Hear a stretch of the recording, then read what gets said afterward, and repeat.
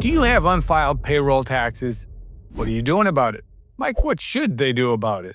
Mike Sullivan, former IRS revenue officer here with Mike Malache, CPA from Pink Harbor Tax. So, Mike, what do we do if we have unfiled 941s?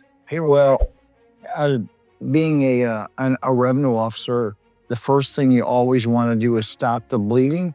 And how do you get back in the good graces of IRS?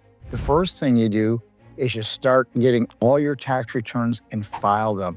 That lets IRS know you're willing to cooperate. Now, most people can't make payments on all those back quarters. So if you can get current right now for 1 week or 1 month and stay current moving forward, you're going to make IRS happy and you're going to wear a white hat. So you file all your returns and you go ahead and you keep IRS happy by making a current federal deposit because IRS wants to stop the bleeding. So Michael, what happens next?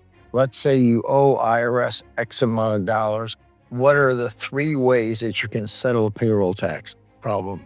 Well, first thing we want to do, as Michael Sullivan said, is we need to get into compliance. So until all of your old tax returns are filed, the IRS is not going to even discuss with you making payments on them.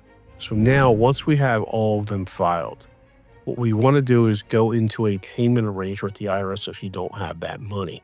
In order to make a payment plan, you're going to have to fill out for the IRS a 433A for an individual or 433B for a business. What are those forms, though, specifically? Those are collection information forms that the IRS needs, and they collect financial information about the taxpayer and or the taxpayer's business.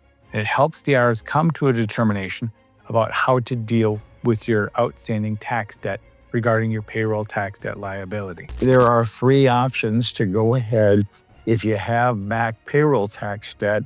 What IRS is going to do is they're going to take 2 financial statements. So as a former agent, I would take a 433A, which is an IRS collection information statement on an individual, because we want to see how you're doing and maybe why you haven't paid the tax, and a 433B, which is a business financial statement. By the way, you could find these forms by just going ahead and Google IRS form 433A and 433B. So once a person like me gets your financial statement and evaluates you, Michael, there's 3 ways the IRS is going to close that individual account. And what are those 3 ways? So now we're in compliance. So just like if you owe taxes as an individual to the IRS, we're looking at the same 3 ways to settle this debt as a business. Yeah. So we're looking at 1, an installment agreement, which means we can pay the IRS for over the time the IRS has to collect, which is called the CSED, collection statutory expiration date. We can full pay them. So we'll just make those payments like a car payment. Number 2 is an offer in compromise, which means we don't have the money to full pay you. We do owe the tax. We're going to pay you as much as we can. I've had a lot of people ask me, you mean as a business, I can file an offer in compromise? And your answer is Yeah, I absolutely can. And option C is the same as an individual. It's right in between those 2, a partial pay installment agreement, which means that we cannot pay you over time. And the offer in compromise says that we can, but we really do not have that money to pay you. So now what we do is we do a partial payment installment agreement, very similar to an offer in compromise, where we make the payments that the partial payment installment agreement says that we have to make. And when that term expires, whatever balance is left completely drops off. Like Michael said, you can either file an offer, get on a payment plan, or possibly IRS can look at those financial statements and say, you know, you're on a current hardship. We're going to give you a break. The penalties and interest are going to run, but IRS is going to lay off you for a couple years, then come out and reevaluate your case. The IRS algorithm kicks those cases out.